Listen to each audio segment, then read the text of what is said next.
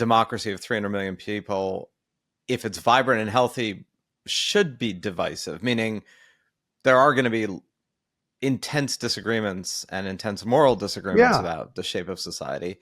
And the Lincoln you bring forth, which to some degree, Doris Kearns Goodwin did a bit in her Team of Rivals, is that you have to be embracive of that difference, and therefore differ we must, as in we will, we should, we're going to. What do you do about that? It also struck me you could have done a double entendre book and called it Defer We Must, in that at some point you have to give way to other people's views, right?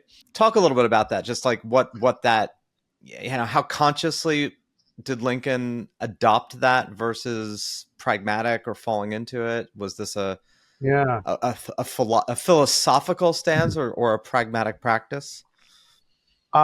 Really, I should disagree with your question to go along with the theme of the question.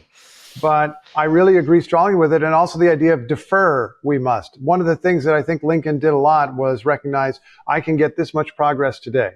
And I still believe in 90% more progress, but, and I'm not changing my belief, but I'm going to let go of that progress today. And we'll see if we can get it another day. We'll defer it for another day. That was a lot of his approach to slavery and a lot of his explicit approach to equality in the United States. All men are created equals, right there in the Declaration of Independence. They didn't fully have it then. We don't have it now in 1858 or 1860 or 1864, but we'll get all that we can today. And I think that was something that he did think about to the extent that it was a philosophical belief. It was also tactically necessary. It was a pragmatic viewpoint, but he talked that way and wrote that way all his life. Steve, what do you think about that philosophical belief being the opposite of like the hallmark of today? There's the theory out there that these days you really don't need to deal with people that you believe to be wrong, and that even it's a moral failure. Yeah, I think it's true. And you would even say that you can't deal. The idea today is you can't deal with people that you believe to be wrong because they're hopeless. They're stuck in their ways. They will not change. They're enthralled to this propaganda. And some people, as I say that, listening to this may be thinking of Trump voters, but somebody else listening to this very same conversation might be thinking of, the radical left or whatever.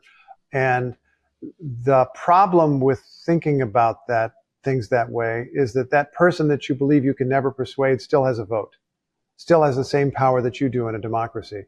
And if there are a lot of them, they have a lot of power. And so you have to see what you can do to deal with that reality. The people around you who disagree with you in a democracy are almost like the weather. You can't just ignore the weather, nor can you necessarily hope to suddenly change the weather.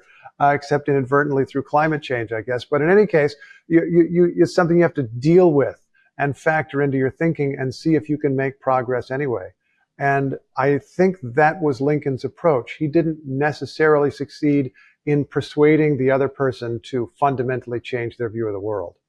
I think Lincoln himself hardly changed his fundamental view of the world, but he was always asking that in this free country full of free citizens, who are the individuals I can pick out to work with in some limited way that will make us a majority?